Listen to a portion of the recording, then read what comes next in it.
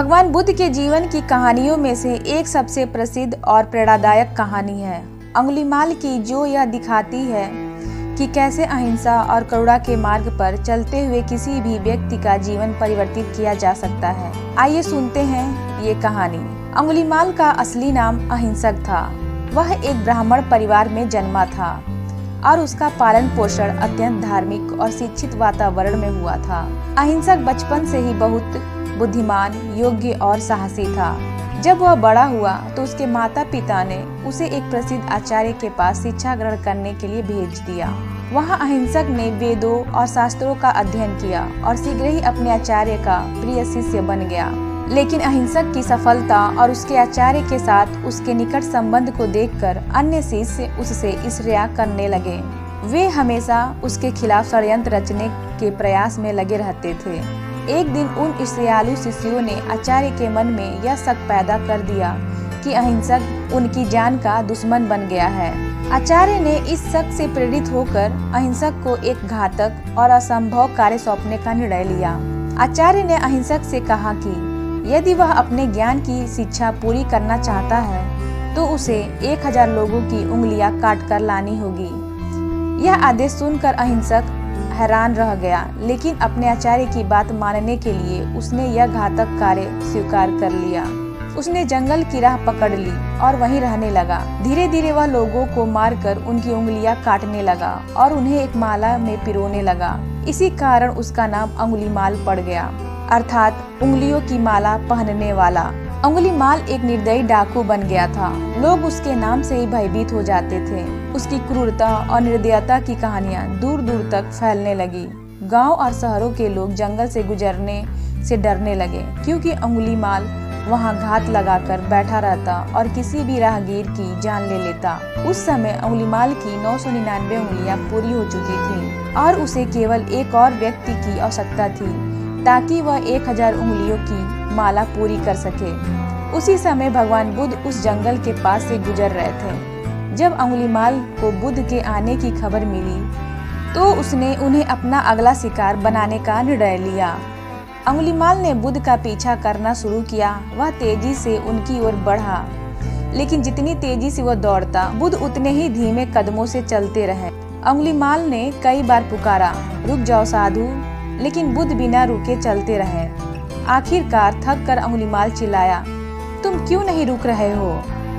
बुद्ध ने शांतिपूर्वक ढंग से उत्तर दिया, मैं तो पहले से ही रुका हुआ हूँ अंगुलीमाल, तुम्हें रुकने की जरूरत है। अंगुलीमाल ने यह सुनकर चौंक कर पूछा, आपका क्या मतलब है? आप चल रहे हैं, फिर भी आप कहते हैं कि आप रुके हुए हैं, और मैं जो खड़ा हूँ आप कहते हैं कि मुझे रुकने की जरूरत है। बुद्ध ने शांतिपूर्वक उत्तर दिया, मैं हिंसा और बुराई के मार्ग से रुक चुका हूँ, लेकिन तुम अभी भी हिंसा और बुराई के मार्ग पर चल रहे हो। तुम्हें इस मार्ग से रुकने की जरूरत है। बुद्ध के शांत और करुणामय शब्दों ने अंगुलीमाल के भीतर कुछ बदल दिया। वह जो अब तक केवल क्रोध, घृणा और हिंसा जानता था, बुद्ध की करुणा और शांत उपदेश से पिघल गया। उसकी तलवार उसके हाथ से गिर गई और उसने बुद्ध के चरणों में गिरकर अपने किए पर पछतावा किया। अंगुलीमाल ने बुद्ध से कहा, मैंने अब तक अनेक निर्दोष लोगों की जान ली है। क्या मेरे पापों का कोई प्रायश्चित हो सकता है? बुद्ध ने कहा, हिंसा और बुराई से तुमने जो कर्म किए हैं वे तुम्हारे साथ रहेंगे, लेकिन यदि तुम सच्चे मन से अहिंसा और करुणा के मार्ग पर चलोगे तो तुम्हारा मन शुद्ध हो जाएगा। किसी भी व्यक्ति के लिए अपने कर्मों से मुक्ति पाना असंभव नहीं है, यदि वह सच्चे मन से सुधार की राह पर चलना चाहे। अंगुलीमाल ने बुद्ध की चरणों में शरण ली और हिंसा का मार्ग छोड़कर अहिंसा और करुणा का मार्ग अपनाने का संकल्प लिया। वह बुद्ध का शिष्य बन गया और एक भिक्षु के रूप में अपने नए जीवन की शुरुआत की। अंगुलीमाल ने अपने शेष जीवन में अहिंसा, करुणा और ध्यान का पालन किया। वह अपने पुराने पापों का प्रायश्चित करते हुए बुद्ध के साथ रहा और बौद्ध धर्म के उपदेशों को आत्मसात किया। गांव के लोग जो पहले उससे भयभीत रहते थे, अब उसे एक शांत और दयालु भिक्षु के रूप में पहचानने लगे।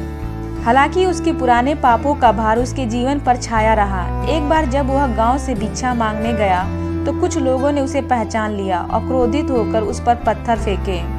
अंगुलीमाल, जो अब पूरी तरह से अहिंसक और शांत हो चुका था, ने किसी भी प्रकार का प्रतिकार नहीं किया। वह पत्थर खाता रहा, लेकिन उसकी आत्मा शांति और करुणा में लीन रही। भगवान बुद्ध ने इस घटना के बाद अंगुलीमाल को देखा और कहा, तुमने अब अपने कर्मों का परिणाम भुगत लिया है। यह तुम्हारा अंतिम प्रायश्चित था। अब तुम मुक्त हो। अंगुलीमाल की कहानी हमें यह सिखाती है कि किसी भी व्यक्ति का जीवन कितना भी अंधकारमय क्यों न हो, वह सही मार्गदर्शन और करुणा से बदल सकता है। भगवान बुद्ध के करुणामय शब्दों ने एक निर्दयी डाकू को एक शांत भिक्षु में बदल दिया और यह दिखाता है कि अहिंसा और करुणा का मार्ग सबसे शक्तिशाली है। यदि आपको कहानी पसंद आई हो तो लाइक और सब्सक्राइब करें। नमो बुद्धाय।